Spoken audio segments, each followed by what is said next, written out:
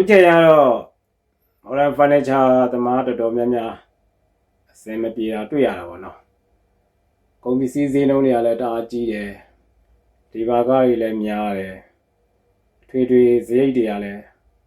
တောက်လျှောက်တက်တယ်ပေါ့နော်မီးတွေကမမှန်ဘူးမီးစက်တွေမောင်းရတယ်စီရဝယ်ရခက်တယ်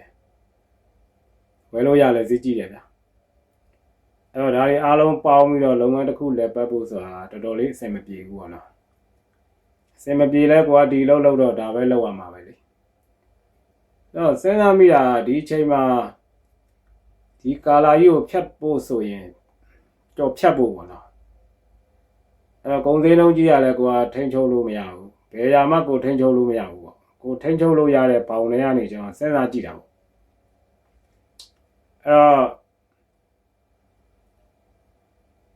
လီဘာတွေဘက်ကလည်းကျွန်တော်ထင်တာဟိုသူတို့တောင်းတဲ့ဈေးတွေကလည်း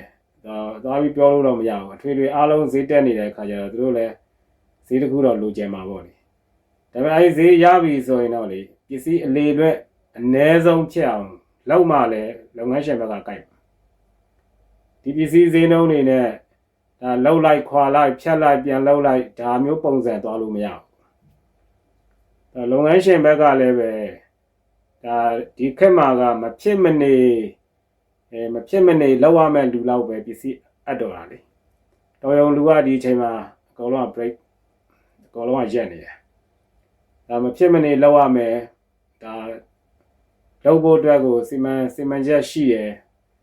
ဘတ်ဂျက်ရှိရယ်မဖြစ်မနေလောက်ရမယ်ဆိုရင်ဒီလို project အနည်းချင်းလောက်ပဲ run တာဒီလိုအလုပ်မျိုးရခဲ့မယ်ဆိုရင်လည်းပဲ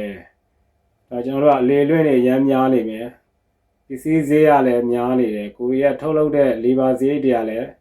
များတယ်ထွေထွေဈေးလည်းများတယ်ဒီကြားထဲမှာကိုကအမှားယွင်းနေဒါဖြစ်နေမယ်ဆိုရင်တော့ရှုံးဖို့များတယ်